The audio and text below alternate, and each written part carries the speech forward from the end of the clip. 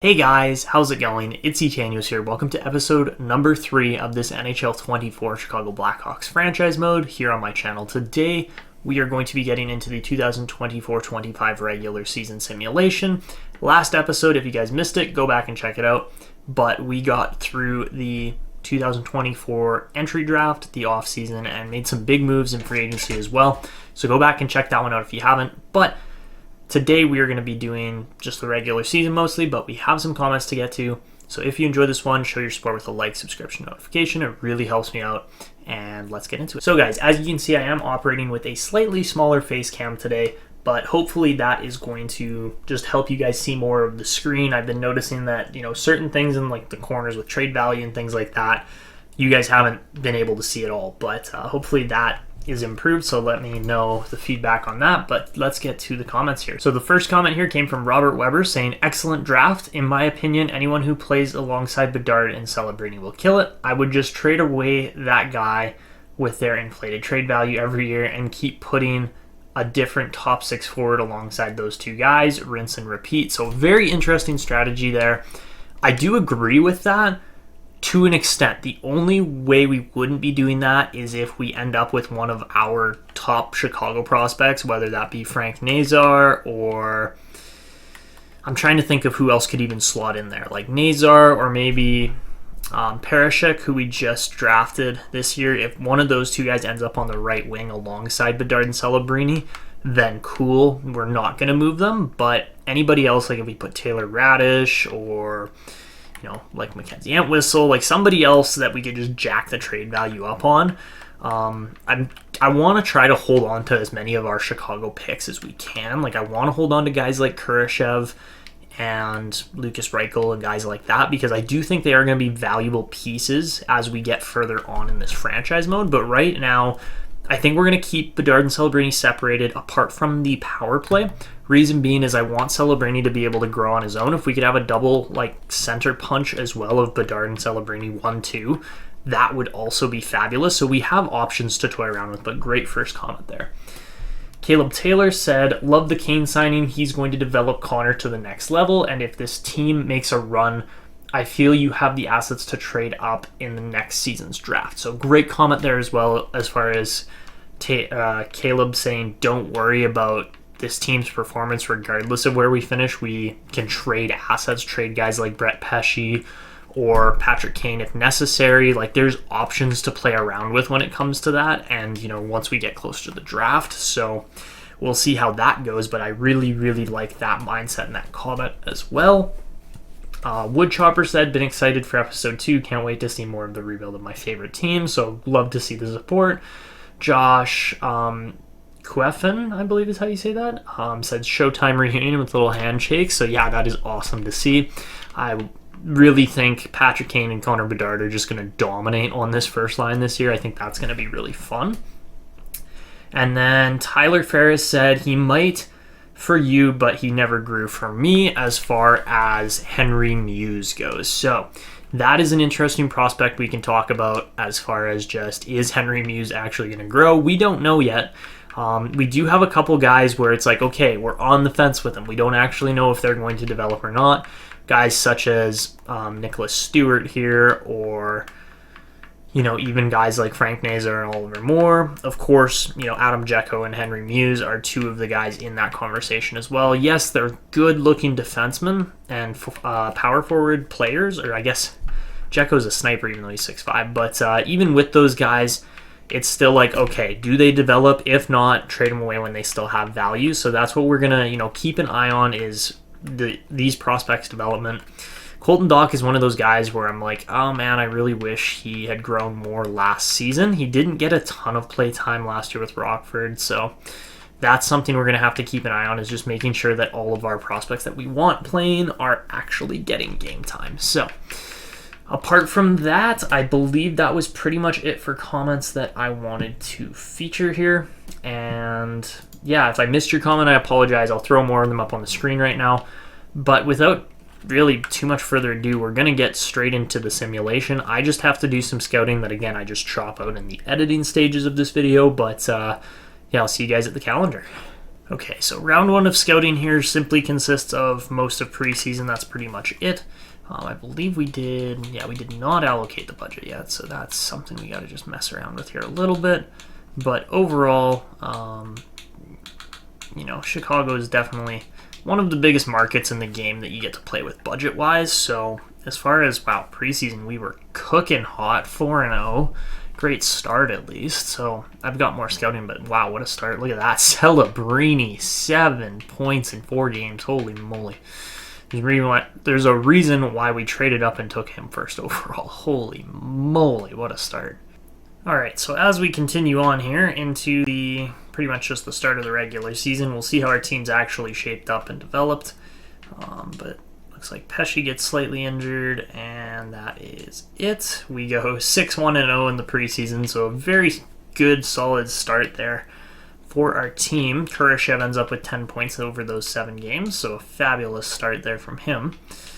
I'm interested to see how the rest of the guys did. So Celebrini finished with 9 points, great. Same with Reichel, all right, but Dart also had 9. So yeah, that is very, very solid start there from the boys. I am quite happy with how that went, and hopefully they can continue that momentum over into the regular season here. So we have some pieces that could potentially make us a contender here this year, but we'll see how it goes. Obviously, there's no guaranteeing how a team plays in the regular season versus preseason, so we'll have to wait and see just how this team actually performs when it comes down to the real pressure of the show. But let's see how our team ratings are looking this year. So this year we got 91 offense, 87 defense, 86 goaltending, looking good. Bedsy drops an overall from that preseason to regular season kind of form. Understandable. That's usually how it is players kind of regress just a little bit back to they come down to earth, essentially, is what happens after the preseason. So yeah, Bedsy, you'll be an 89 to start the season, but don't be surprised if we look to name him captain as soon as the end of this season. So at that point, right now we're keeping him wearing an alternate because we don't necessarily need to see him with all the pressure of leading this team. We got other leaders here. We got guys like Foligno, Kurashev, Patrick Kane, like guys that have been in the league for a long time, so no point in putting all that pressure on an 18-year-old, but we'll simulate up to the first kind of section here. We're expected to acquire a first-round pick. That can be done again at the draft, but we'll have to actually win some games here or lose some games. We'll see what happens. But starting things off, looks like this Blake guy is going to be a sniper. He's going to be going in over, he can be first overall ahead of guys like Michael Misa. I am very interested in Malcolm Spence. I would love to try and pick him up. This Elbelin guy looks pretty solid too. There's lots of options in this draft. I'm really interested to see how players turn out, who ends up being, kind of the best players in this draft, because it's hard to predict. I mean, this Hannu Pillman guy, or Pillman, P-I-H-L, Pillman. So he would be interesting, but we'll have to see how the rest of these prospects kind of develop, where our picks begin to track and land.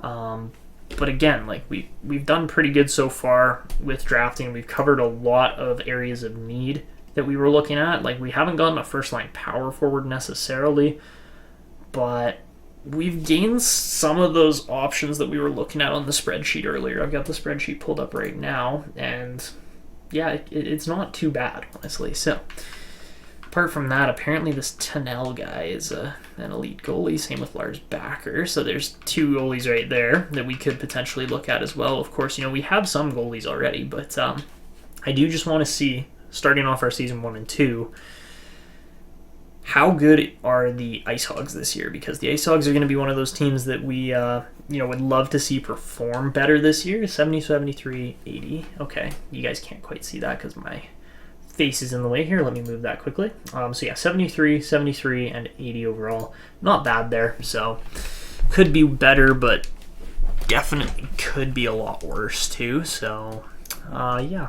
Alright, so we just got a trade offer here from the Nashville Predators. It's going to be next year's 4th and 5th round picks, which again, I'm fine giving those up, and Eric Goodbranson, who's on a $4 million contract, in exchange for this year's Tampa Bay 2nd round pick. I think without hesitation, we're going to take that. again, we're still a rebuilding team, and getting a second-round pick never hurts.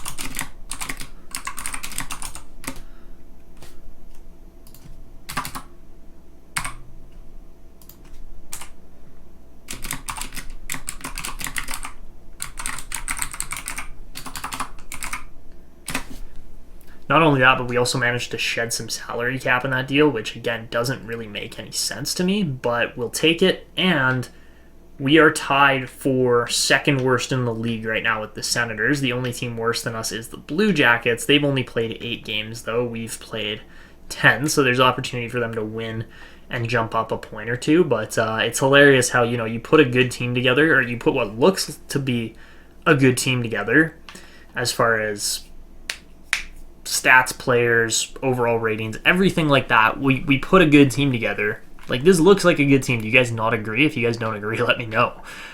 This isn't a bad team per se, but we put at least a semi-decent looking team together, and what happens? We just start losing. It's hilarious how that works. Like, 1 point in 10 games for Brett Pesce. Like, what is that? There's just some strange stats that occur in this game with the simulation, like things that I just simply can't explain. How about Peter Mrazek going from, being the starting goalie, winning 25 games, having a .908 save percentage, 10 OT losses, and 1 shutout last year, to now just 4.35 goals against in his first game. Like, don't even try to explain this game to me, because I don't understand it. I can't explain it to you guys either. So, yeah, we'll simulate through to the second month, but 2-7-1 in our first month. Honestly, kind of expected with how young and overall immature this team is, and just the lack of depth on this team more than anything is what's probably killing us here. So yeah, we'll simulate through the next month and see if we can continue to just absolutely suck here.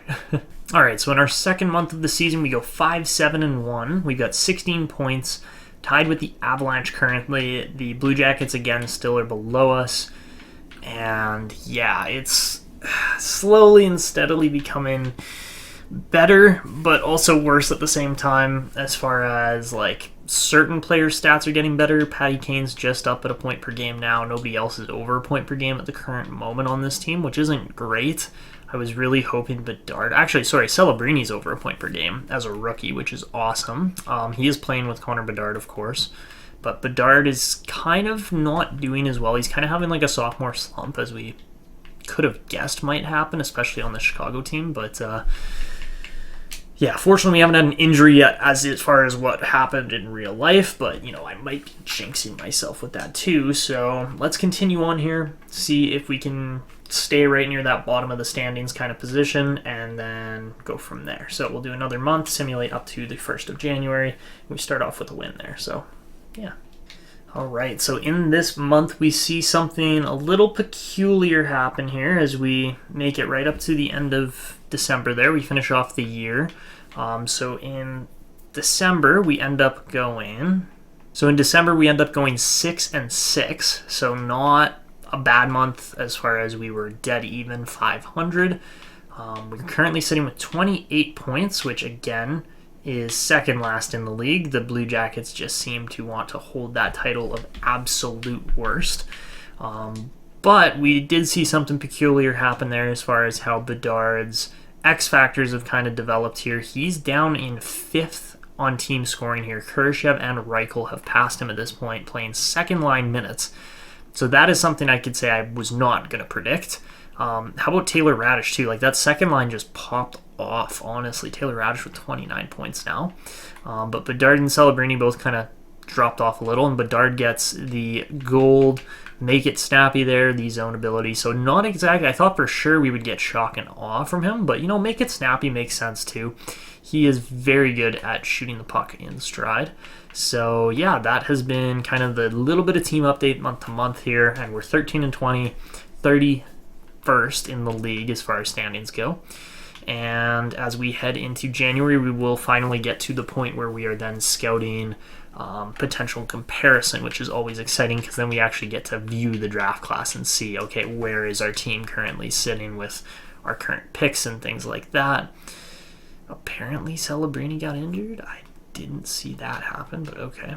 So after that 6-6 December 2024, we actually end up going 9-6 in January of 2025. So not fabulous there as far as we actually climbed the rankings a little bit based on the standings.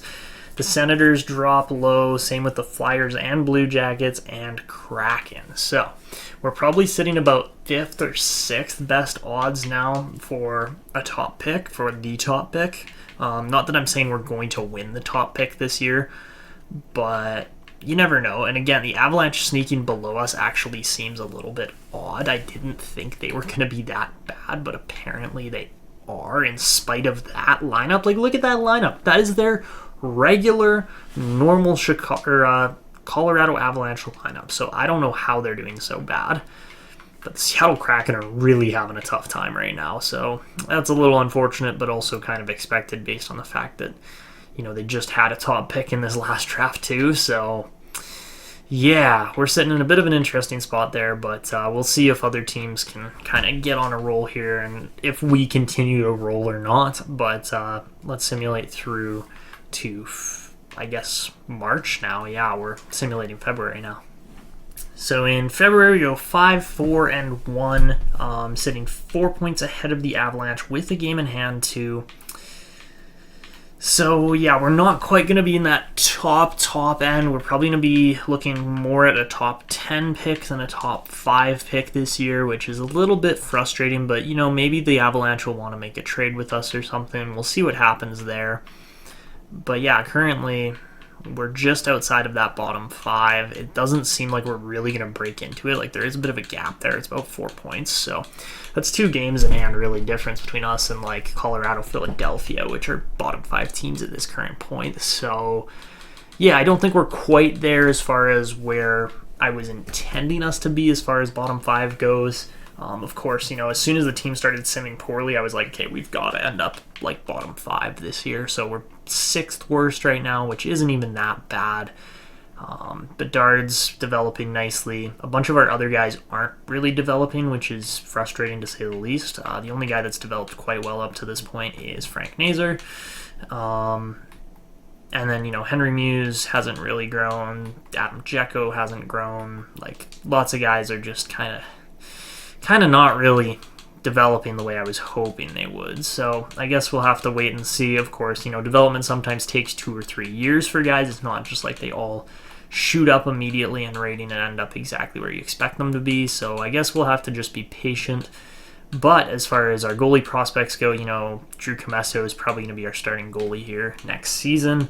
After that, we're waiting on Vinny and Keeler. Those guys are going to take some time. We, of course, have guys like Stauber and Soderblom, but again, we're going to have to wait on those guys too. We actually have Columbus's pick this year. Oh, I did not realize that. I totally forgot we made that trade last episode, and where was that Columbus trade? And that was in the Seth Jones trade. So we could potentially end up with Tarek Parashek and a top 3 pick from the Blue Jackets this year too.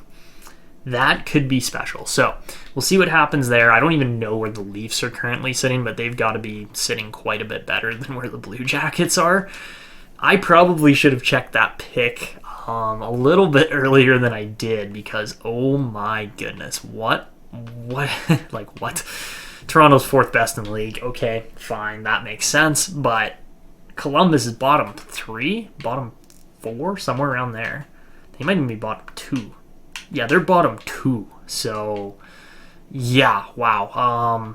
That's a nice spot to be for sure, as far as having a pick that we traded for end up in a prime location. So, yeah, good chance that we get a top 3, top 4 pick here. I really wouldn't mind getting a guy like Malcolm Spence just to add some size to this forward group, because these smaller guys in the top 3 I'm not really super keen on.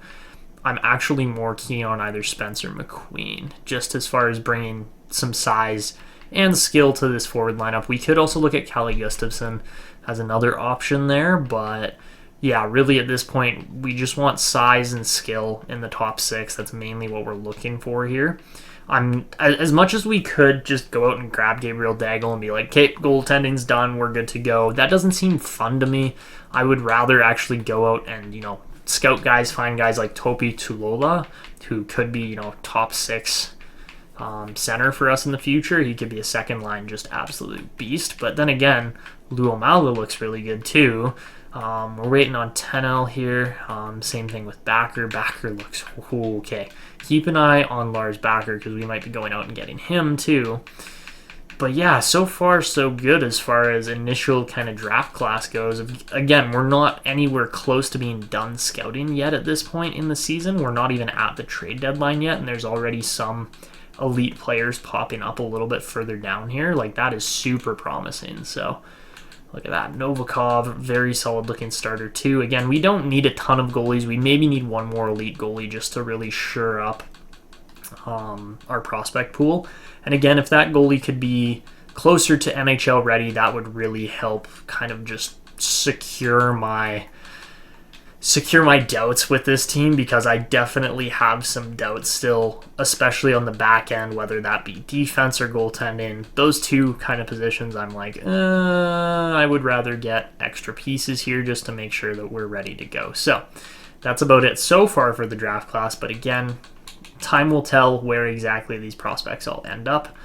And yeah, looks like we got locked onto pretty much everyone that's actually elite so far that's actually revealed. So let's continue on here. We've got the trade deadline coming up, and honestly, I don't think we're making any moves because I'm quite happy with where we're at currently. Okay, so we will simulate the month of March. We're probably just going to skip right over the trade deadline. I don't see the point of making any moves when our team is sitting bottom 6. We have another bottom 2 teams pick. I just don't see the point of trying to alter a whole bunch of things when we are right on track for where we were expected to be. Like, I'm very happy with that. So let's continue on here, and hopefully things just stay steady. Okay, well, this Cody Blake guy is indeed a franchise player. Michael Misa's an elite player, so not really surprising there. Like, he's going to be a high elite player, but yeah, okay, interesting top end there. Okay, so to end off the month of March here, and pretty much the majority of this last part of the calendar, we go 5-9-1 on the month, so that is really good as far as pushing our record even further down. We actually get in below the, wow, we actually ended up below the Flyers and Blue Jackets over 75 games. So yeah, we're doing horrible, which is great.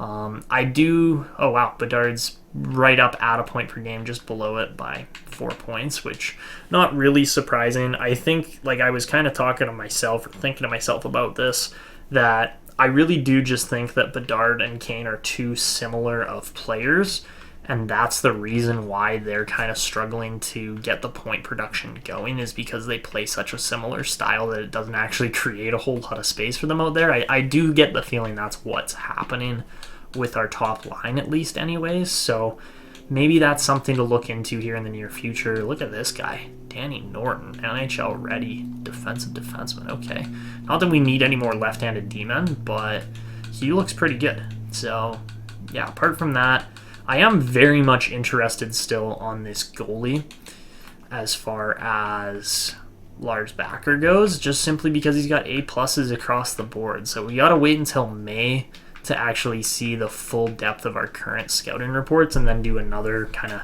cycle through after that. But first things first, we got to finish off this month.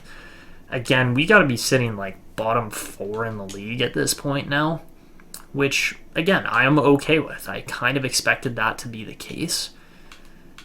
And yeah, we are 29th exactly. So we have more regulation and overtime wins than the 3 teams below us, but we also have more than Columbus and Philadelphia too, which isn't great if we end up on a tied point spread with them, because that means it bumps us up, which is not where we want to be. We actually want to be down towards the bottom. Nobody's going to catch Seattle probably. Well, then again, Colorado's only won 25 regulation plus overtime wins, so that's, wow.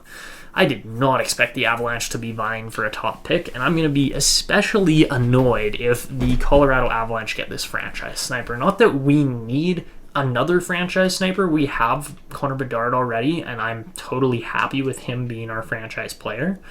I just don't want to see a team that doesn't need a franchise sniper get a franchise sniper. Like, the Avalanche have got 3 franchise players on their team already, so riddle me how they actually need another pick. They probably don't, but, then again, they're probably going to end up winning the lottery knowing our luck as the Blackhawks. So let's finish off this month and, I guess just go from there.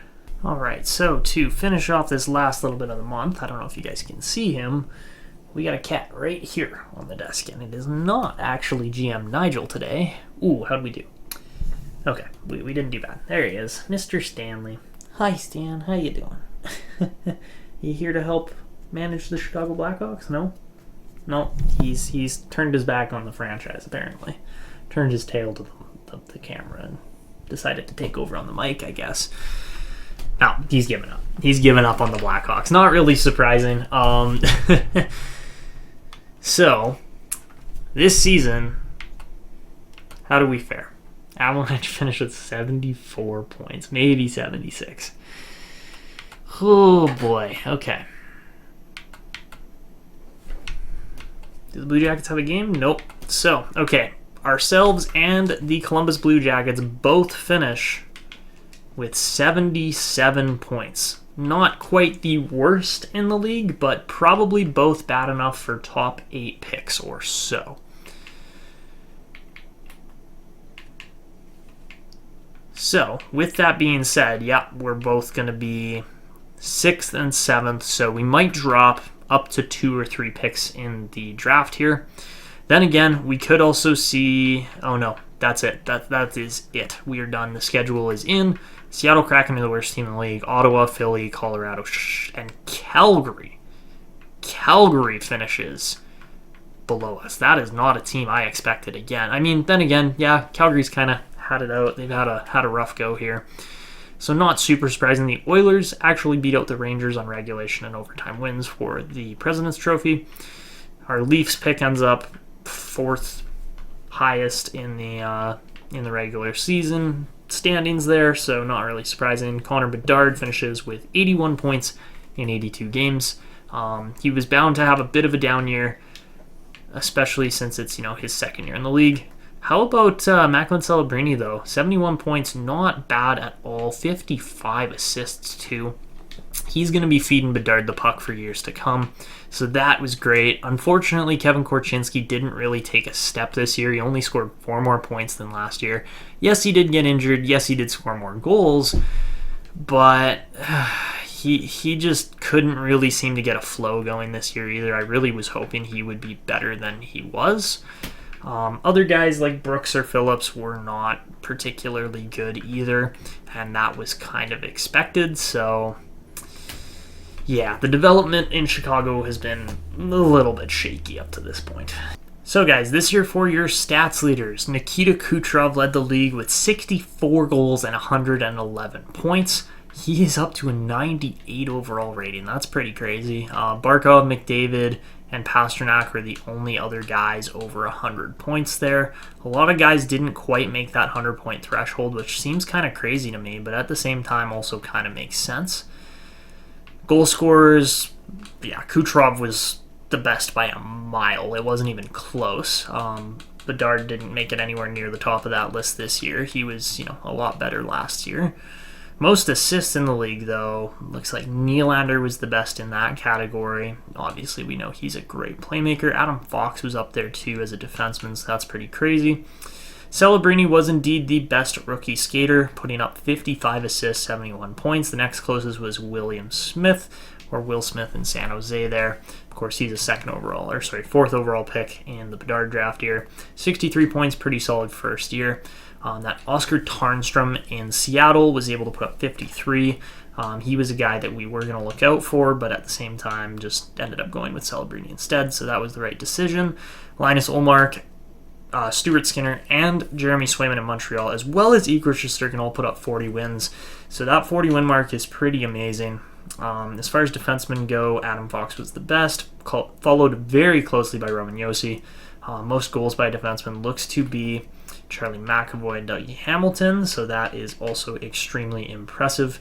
But that is it for your scoring and stats leaders this season. Okay, so that is it for the regular season. I've just got to simulate up a little bit further, get the AHL stats input into my spreadsheet, and then we'll be simulating up to that May date where we, finally figure out where exactly our other elite prospects are going to be. Sorry, I lost my train of thought there for a second. Where our other elite prospects are going to be, as well as where other picks players and just further scouting is going to end up. So, looking at the AHL this year, Frank Nazar puts up 62 points. He's up to an 82 overall, so definitely good enough to be in our NHL lineup at this point. Oliver Moore going to take another year probably to develop, but that is all good by my books and my standards. So, yeah, it's again, it's slow and steady development down here in the system. The only other guy that will be hitting the NHL next year is Drew Commesso. I'm super excited to see Commesso come into the lineup, and we'll go and check the progress reports here heading up closer to the draft. All right, so we're through our last proper round of scouting here now. I've pretty much finished up scouting. There's only a couple players that we still have question marks on.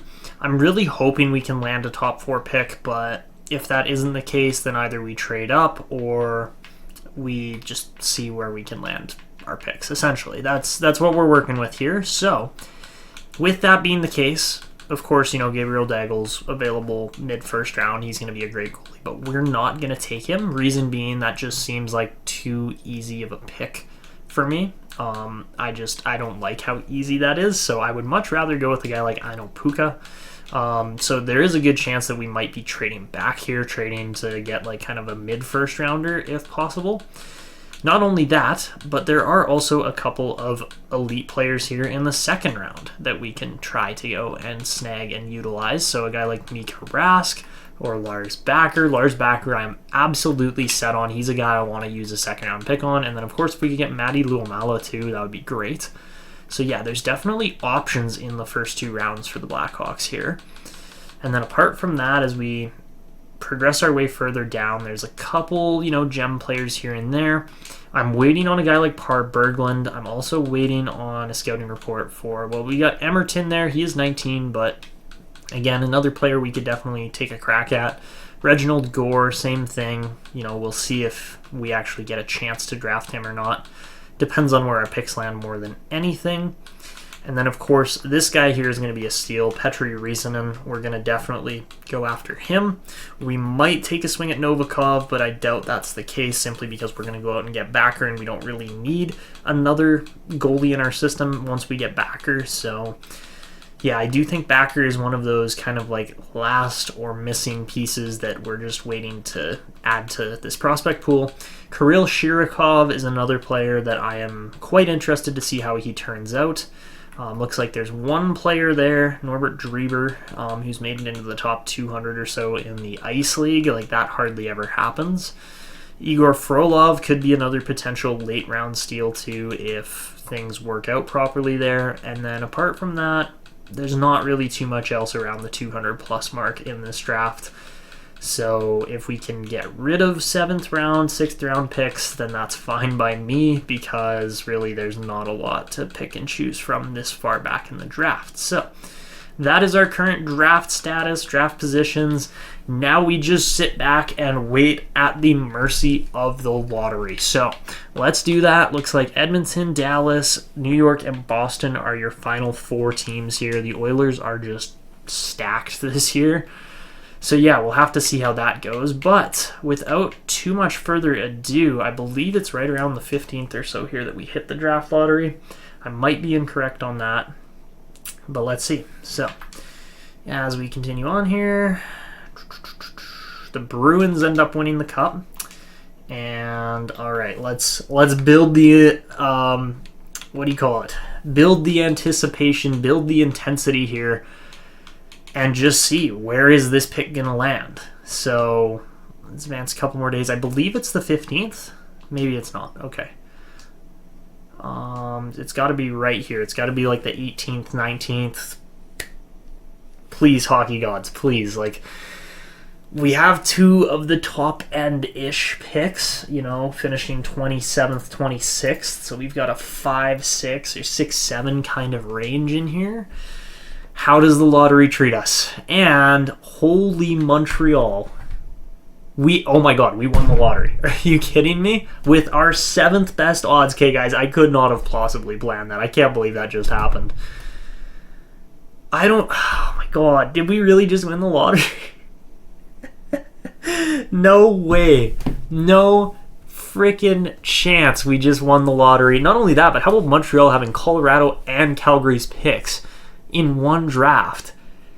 Oh my goodness. Maybe we trade down for those two picks. We could do that. We could go 5, 6, 7 with our picks, and I would be totally happy with that. Calgary also has Florida's pick. Or sorry, that's Calgary, not Montreal, but oh my goodness, what a lottery that is. So we win a number 1 pick this year. That's 2 times now that the Blackhawks have won the lottery in the last 3 seasons, meaning we cannot win another draft lottery here for the next 5 seasons after 2024-25. So that means we cannot win a lottery until 2029/30. So we've got 5 years. So that's like our 7th year in the save that we're actually allowed to win another number 1 pick now, because we won Bedard in 2023 and we won the 2025 draft lottery.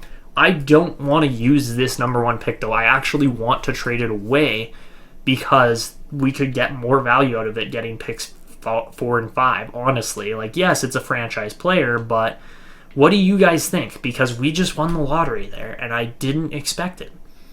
So, we could get this guy. Cody Blake looks like a fabulous player.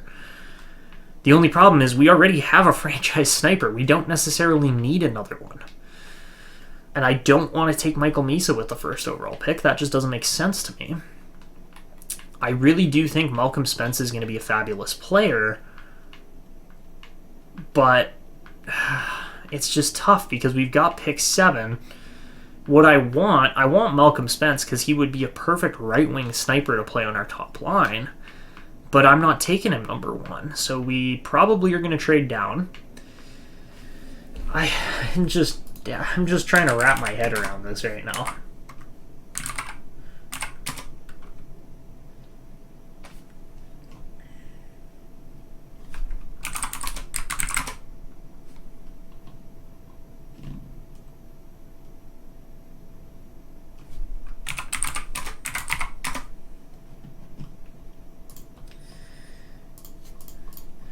Because, we can just take this guy and Cody Blake. Don't get me wrong. He would be a fabulous player to add to our already stacked forward core that we have in Chicago here. But at the same time, I want bigger forwards than guys that are 5'10". I want guys that are 6'2", 6'3", 6'4", somewhere around there.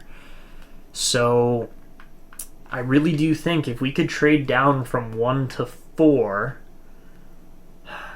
that'd be Philadelphia. I don't know if that's going to be the option here. Maybe we do Seattle. Maybe we do Montreal. I'm trying to figure out where exactly I want to plan this, but I do think there is going to be some pick trading coming up here, just simply because we can utilize the picks and the assets that we have to a fuller extent than where our picks currently landed. So that will be a very interesting run. Obviously, we've got picks 1 and 7 here. Heading into the draft, but I need your guys' opinions. Do we trade assets, try to snag, more elite kind of prospects further down on the draft board? Look at this guy, Quinton Stamkos. 1-year ETA, 6'5", 202. He's a huge shutdown defenseman on the right side. He would be fabulous, right? There's options here, especially, that's a 2nd-round pick, right? Of course, I want Lars Backer. So those guys are both pretty well locks. I really would like to get... Actually, yeah, okay, Rask is a low elite, not a medium elite, but there are options here. We got a lot of choices, so I guess we'll just have to wait and see, wait and figure out what the comments say, how we're going to approach this, but we didn't quite get a scouting report on Par Berglund, so we'll have to wait on him. Looks like Emerton... Yeah, Emerton we were... still just waiting for. Or sorry, we weren't waiting on Emerton. We knew where he was kind of going to end up.